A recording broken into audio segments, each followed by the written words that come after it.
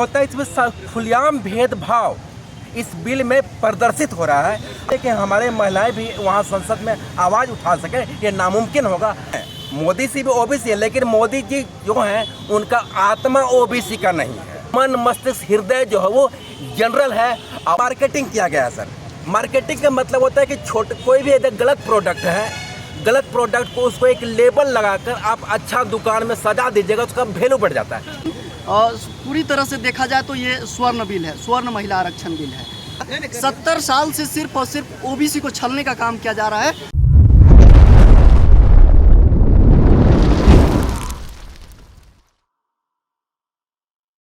होश में आओ, होश में आओ, केंद्र सरकार होश में आओ, होश में आओ, होश में आओ, केंद्र सरकार होश में आओ, होश में आओ, होश में आओ। ओबीसी महिलाओं को आरक्षण देना होगा, देना होगा, देना होगा, ओबीसी महिलाओं को आरक्षण देना होगा, देना होगा, देना होगा, ओबीसी महिलाओं को आरक्षण देना होगा, देना होगा, देना होगा। महिला भेदभाव बंद करो, बंद करो, बंद करो, महिलाओं में भेदभाव बंद करो, बंद करो, बंद करो।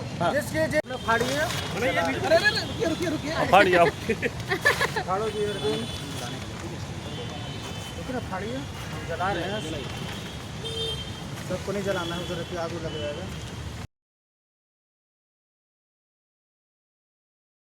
का हम लोग इसीलिए विरोध कर रहे हैं कि ओबीसी एसटी महिलाओं के साथ बराबर दोहन शोषण होते रहता है, और अभी जो बिल आया है उसमें साफ साफ है कि एसटी ओबीसी को बाहर कर दिया गया है। तो अगर एसटी ओबीसी महिलाओं को बिल में जगह नहीं दी जाएगी तो उनका हक अधिकार सुनिश्चित नहीं होगा और वो पिछड़ा का पिछड़ा ही रह जाएंगे। जो दबे कुचले हैं वो दबे कुचले ही रह जाएंगे, वो आगे नहीं आ पाएंगे। तो इसीलिए ये बहुत गंभीर मुद्दा है, ज्वलंत मुद्दा है।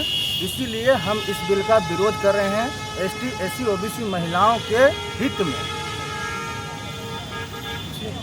बंधन महिला बिल जो आया है उसमें आप लोग क्या त्रुटि लग रहा है? इसमें पूरा यही त्रुटि है, बहुत मुख्य त्रुटि ये है कि जो बिल आया है इसको सारा कोटा को एकदम रेगुलर जनरल कर दिया गया है। तो अगर जनरल है तो एसटी ओबीसी ये तीन जो महिलाएं हैं इनको तो अधिकार नहीं मिलेगा उस बिल में। तो उस बिल में अधिकार जब नहीं मिलेगा तो जाहिर सी बात है कि उनको सीधा जो दबे हैं वो और दब जाएंगे। आपका क्या मांग है? मेरा ये मांग है कि एसटी ओबीसी महिलाओं को कम से कम जो आरक्षण उनका जनसंख्या के अनुपात में है उसको दिया जाए। मेरा यही मांग है सरकार। क्या परसेंटेज आप लोग क्या रखे हैं मांग का? हम लोग परसेंटेज 52% मांग रखे हैं। अपना परिचय दीजिए। मेरा परिचय राष्ट्रीय ओबीसी मोर्चा रांची महानगर अध्यक्ष विष्णु कुमार। आप लोग महिला बिल के प्रति फाड़े हैं, क्या मांग लेकर फाड़े हैं आप लोग? देखिए, जो महिला बिल जो 21 सितंबर के जो भी महिला जो आया है शक्ति बंधन बिल, उसमें यह होता है कि खुलेआम भेदभाव, क्योंकि हमारा संविधान में बोला गया है कि दबे कुचले को एक मुख्य धारा में लाना है। तो यदि महिला के है तो महिला में 3 कैटेगरी में बटा हुआ है, एसटी, एससी, ओबीसी, जनरल। यदि सर्वेक्षण किया जाए तो जाहिर से बात है कि एसटी, एससी, ओबीसी महिलाओं के हर जगह भागीदारी कम है। आज भी संसद में जो वर्तमान में महिलाएं उसमें देखिए उन लोग की संख्या कम है।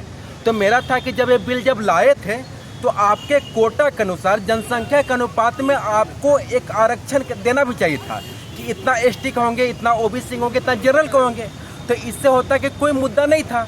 लेकिन ये जो होता है इसमें खुलेआम भेदभाव इस बिल में प्रदर्शित हो रहा है। अब इसका खामियाजा होगा कि यदि 15% शिक्षा लागू किया जाए तो इसमें भी एक मोनोपोली हो जाएगा किसी खास वर्ग का, ठीक है, जिसमें होता है कि जो हम बोलते हैं कि हमारे महिलाएं भी वहाँ संसद में आवाज़ उठा सकें, ये नामुमकिन होगा और जिसका दीर्घकालीन दुष्परिणाम होगा। इसीलिए इस बिल को हम लोग देश स्तर पर हम लोग जला रहे हैं। अब अभी तो छोटी सी नमूना है, इस बिल को वापस लेना होगा या तो संशोधन करके हम लोग को जनसंख्या के अनुपात में देना होगा। आप लोग ओबीसी के जो समाज से हैं और जो फाड़ रहे हैं महिला बिल का प्रति, ये तो प्रधानमंत्री जी और बीजेपी के लोग बोलते हैं बहुत अच्छा है, इस पर क्या कहेंगे? हाँ, देखिए, ये सबसे बड़ी चीज़ है कि सबसे पहले ये बीजेपी के लिए इसलिए अच्छे कि उसी में से कुछ अपने आप को सुपीरियर समझते हैं, जिनकी सामाजिक स्तर इतना ऊंचाई पर चला गया है, इतना चला गया है कि उन लोग को नीचे होता है ना कि दिखाई नहीं पड़ता।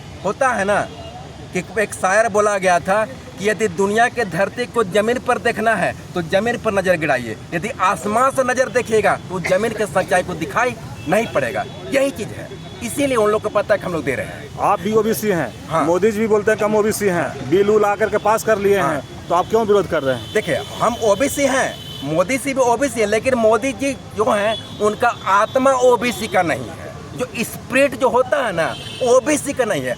ओबीसी का शरीर है, लेकिन उनका मन, मस्तिष्क, हृदय जो है वो जनरल है। और उनके चरण नहीं दिखते हैं, उनके कोड, लिविंग स्टैंडर्ड, स्टेटस, लंबी लंबी वक्ता, भाषण, बस उसी में है वो। लेकिन आप हकीकत पर जमीन पर तो आके देखिए, आप जमीन पर आइए, आप सर्वेक्षण कीजिए। आप मेरे साथ नहीं, रांची नहीं, पूरे इंडिया में हम सर्वेक्षण करते हैं। अब ओबीसी महिलाओं के आर्थिक, सामाजिक और राजनीतिक असर को सर्वेक्षण करते हैं। उसके बाद आप कीजिएगा बिल कितना कारगर है, अब कितना सार्थक है। मोदी जी बोलते हैं हम ओबीसी से, हर जमीनी स्तर से हम काम किए हुए आदमी हैं, कैसे उनको बोलिए कि ये हाई प्रोफाइल का आदमी? देखिए, ये मार्केटिंग किया गया है सर। मार्केटिंग का मतलब होता है कि कोई भी यदि गलत प्रोडक्ट है, गलत प्रोडक्ट को उसको एक लेबल लगाकर आप अच्छा दुकान में सजा दीजिएगा, उसका वैल्यू बढ़ जाता है। ठीक इसी प्रकार वो ओबीसी का वो मार्केटिंग का है, मार्केटिंग का वो एक ब्रांड बनाया हुआ है, मार्केटिंग का ब्रांड बना हुआ है।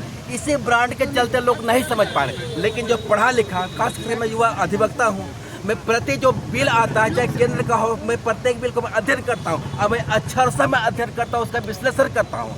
अब ये चीज़ सबको जानकारी नहीं, लेकिन इस बिल को हम लोग एक अवेयरनेस प्रोग्राम चला रहे हैं। इस बिल में खामियां को देखिए, केवल ऊपर के कागजी पन्ना मत देखिए कि महिलाओं को दे दिए, अब हकीकत तो देखिए। चलिए परिचय दे दीजिए।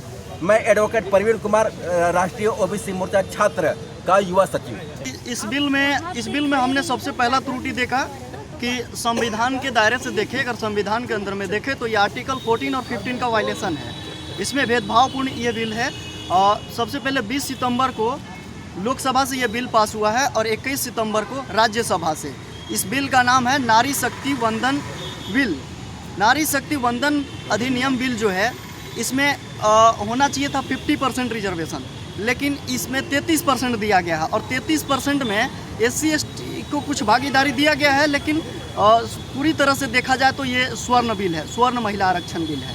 और हमारा मांग है कि सरकार या तो इस बिल में संशोधन करे या इसको रद्द करे, क्योंकि इस बिल में हम देख रहे हैं कि हमारा देश में 55% आबादी ओबीसी का है और 55% ओबीसी महिलाओं की आबादी के कोटा के अनुपात देखें तो 33% हमारा ओबीसी रिजर्वेशन चाहिए।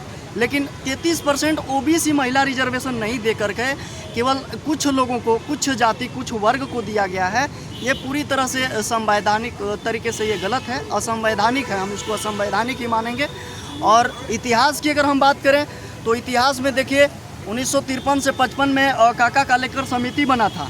काका कालेकर आयोग में जो बना उसको धरातल पर नहीं उतारा गया। 1978 में मंडल कमीशन बना, उसको भी धरातल पर नहीं उतारा गया।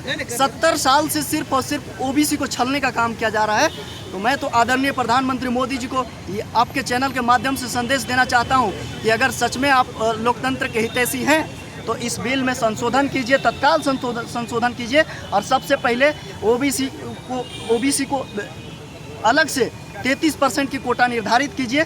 इससे पहले जनगणना आपको कराना होगा। ये केंद्र सरकार की जिम्मेदारी है कि केंद्र सरकार जनगणना कराए और कोटा के अनुपात में रिजर्वेशन। परिचय दीजिए। मेरा नाम कमलेश चौधरी, छात्र ओबीसी मोर्चा झारखंड प्रदेश संयोजक।